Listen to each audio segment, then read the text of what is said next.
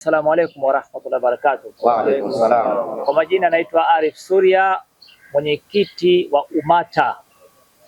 Ndugu zangu, kuna kauli inasema ya Kiarabu nzuri sana, hubbul watan min al-iman. Kupenda nchi yako ni alama ya imani. Nchi yako wewe ndio nyumba yako. Hatuwezi kuona mtu anavunja nyumba yake kwa mikono yake. Sasa tunapoingia katika maandamano hayo yanayosemwa katika tarehe 7 mwezi wa 7 Julai hii inayokuja, siku ambayo ya furaha, siku ambayo wafanyabiashara wanapeleka biashara zao katika uwanja wa Sabasaba na sisi tunakwenda kununua, wanataka kutuletea maandamano siku hiyo.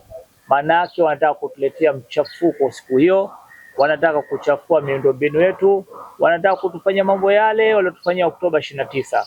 Walichoma magari, majambazi waliiba, lakini vile vile walitaka kutuvamia katika sehemu mbalimbali. Sasa kama wewe Mtanzania ukiona shiriki katika jambo hilo, manake unakaribisha mchafuko katika nyumba yako. Nchi yako ni nyumba yako. Usikubali miundombinu ya nchi yako ikaharibika. Mwisho wa siku Mtanzania, mimi na wewe ndo tutapata shida. Hata upata shida yule aliyekuwa kaka nje, yule anakupigia simu au anakutumia message kwa kufanya hivi, yeye yuko na raha zake kule, lakini mimi na wewe ndo tutapata shida. Niwaombe ndugu zangu, Watanzania wenzangu, viongozi wote wa dini zote, tushirikiane kulikemea jambo hili. Maimamu wa misikiti wote Tanzania nzima tushirikiane katika kulikemea jambo hili. Kila imamu aangalie waumini wake, kama kuna muumini ambaye anatukufu la jambo hilo, basi akae naye amfahamishe.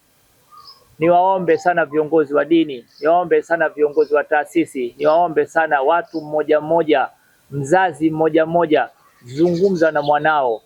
Hili jambo asilikaribishe, wala hili jambo asijihusishe, wala hili jambo asishiriki.